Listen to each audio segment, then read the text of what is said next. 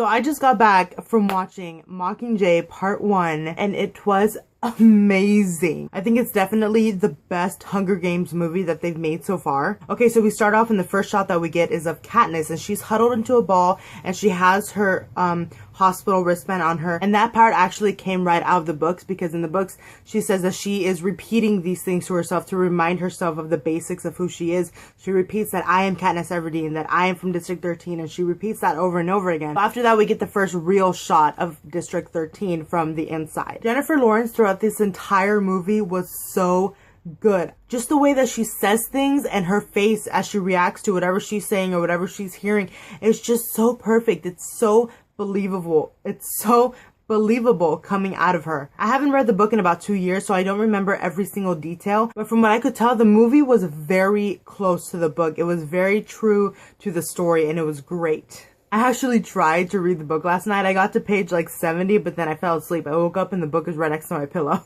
President Snow throughout this entire movie was super creepy. Just like we saw him in the trailer when he's talking to Katniss and he does that really creepy smile. Oh. And then one thing that I saw in the movie was when Snow is talking to the camera and is telling all of the people of Panem that's showing the sign of the Mockingjay symbol or showing any sign of rebellion period, that they will be considered traitors and that they will die basically. And then as soon as he says this, the camera goes to his granddaughter that we remember from the last movie, and she has her hair in the braid that Katniss has, and so she starts to take out her braid because she knows that, you know, she can't go against her grandfathers like that. She can't go against the government like that. That's a sign of rebellion within the Capitol with this girl. I'm not even gonna lie, I did shed a couple tears watching this movie. The first one came with the scene of District 8 when Katniss goes to all of the wounded people in District 8 in that makeshift hospital that they made. Just when she was walking in, and when they first walk in and there's all of those dead bodies along the sidelines. Oh my god. Yeah, that was just kind of a really hard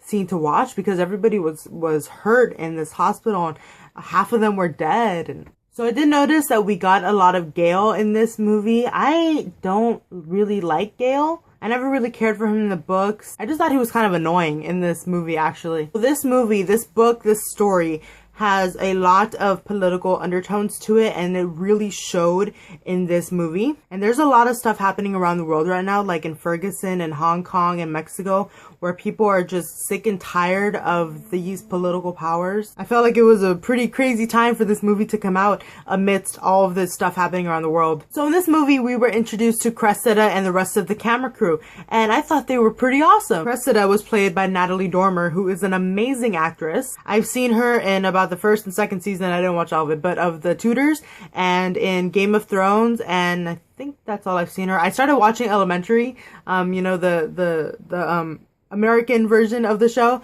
and apparently she is Moriarty in that one, so that's gonna be interesting to see. But yeah, she was really good. Her hair looked crazy, half shaved off. Pollux and all of the rest of the camera crew were really cool. So we know that Philip Seymour Hoffman passed away this past year, and that they said they were going to kind of digitalize him in the movie because he didn't quite finish all of his scenes. But I couldn't really tell any part. Maybe the very last scene that he was in where he was sitting down, maybe that part, but I couldn't really tell when he was digitalized or not. Okay, so perhaps the most heartbreaking scenes out of this entire movie were the ones with Peeta. We knew from the trailers of this movie that it was going to be really hard to watch. Every time that Peeta came on the screen and Katniss was watching, it was so sad. Alright, so the first time that we see Peeta, he looks normal. He's talking to Caesar and he looks, you know, well fed, and he's not bruised or beaten or anything.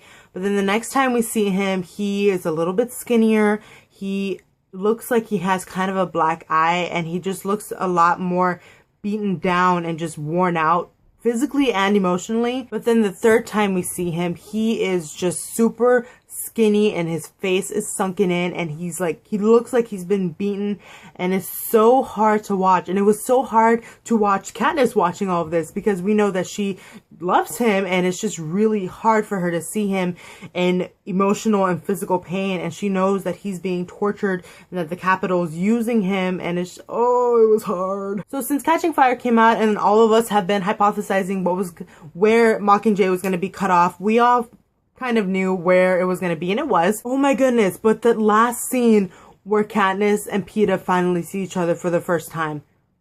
Okay, so in the book, on page 176, because I looked it up yesterday, that is the page where Peeta attacks Katniss. I marked the middle of the book where I thought that it was going to cut off. And the last part of this chapter is it saying, my lips are just forming his name when his fingers lock around my throat.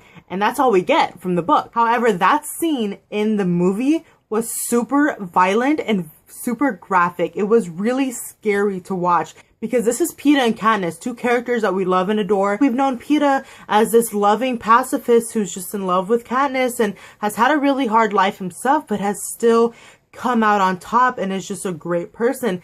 Katniss being the loving person that she is, also with Prim, with her mom, with Gale and Peeta too, and Peeta just attacks her because we see Katniss and she walks into the room and Peeta has his back towards her, so she kind of walks around and he looks back and his face is really, as I said, really skinny and really sunken in, and he looks beaten and bruised, and she goes up to him and the first thing he does is attack her, and he jumps on her and pushes her onto the glass that is behind her and breaks the glass. He grabs her and like dumps her on the table, and then he grabs her just like a sack of flour and just throws her on the ground really hard. They actually did a sound effect for that and it sounded really hard.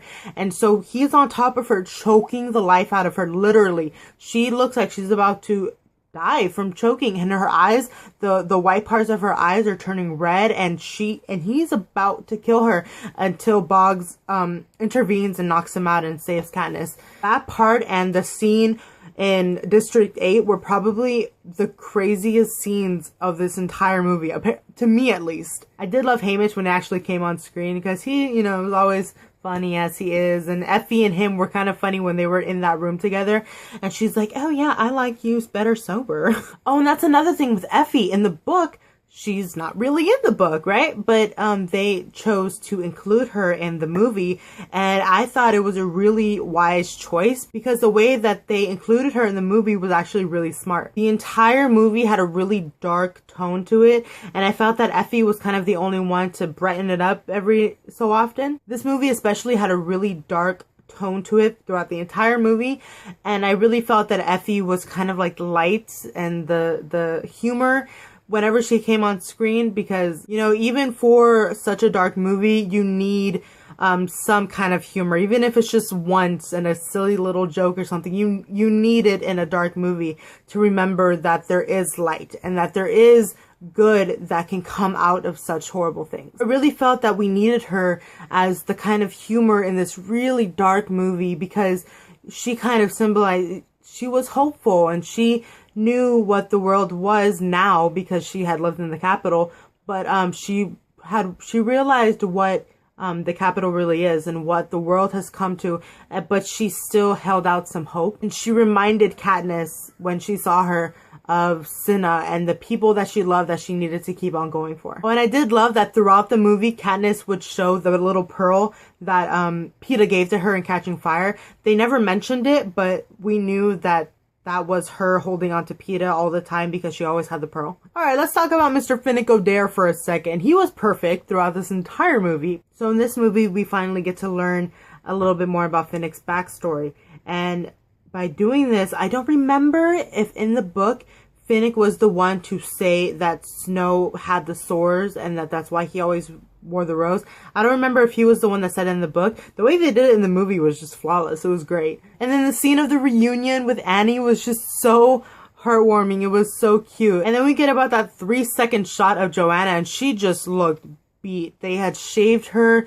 She looked sickly. But what I thought was great was that the look on her face, it wasn't of defeat. So although they did abuse and torture her and everything, she still is Joanna and she still is who she is. And I just thought that was pretty cool. I could see it in her face. I don't know if they meant for that to happen, but I got that from it. So the actress Julianne Moore, I thought she did a really good job playing Coin and portraying her. She was really cold and really just solid and rigid in the way she did things, which is how she is in the book. So I thought that Julianne Moore really did a good job of portraying that character. That final scene where Katniss is looking at Peeta through the glass and he's strapped down to his chair and he's just going crazy because he has been hijacked, and her face was just so heartbreaking. It's just really sad seeing that they went from these just normal kids in this world and just transforming into these new destroyed people that they've become. Okay, so one thing that actually scared me a little bit is that, as I said in the book, they don't really describe how Peeta attacked her. They just said that he did attack her. But in the movie, that they really showed the aggression and the violence of the attack and him almost killing her. It was just really graphic to watch. So I'm actually pretty scared for the next movie when they show Finnick's death, because in the book they are in this war zone and Katniss sees that those things get him, but they don't really have time to, you know, sit and get him. They have to keep going. So I'm just really scared that in the movie, in the next Mockingjay movie, that they're gonna slow it down a little bit and just really emphasize Finnick's death. And it's just gonna be really sad for all of us. There's probably like 1,000 other things I want to say about this movie, but I'd have to go watch it again. I'm probably going to. So if you guys have seen the movie, tell me what was your favorite part. What are you guys looking forward to see in the next movie? I think I'm just excited for the epilogue, honestly, when everybody's happy and there's no more war and Peeta's normal. They have a family and just, I don't know. So yeah, thank you for watching and I will see you in my next video. Bye.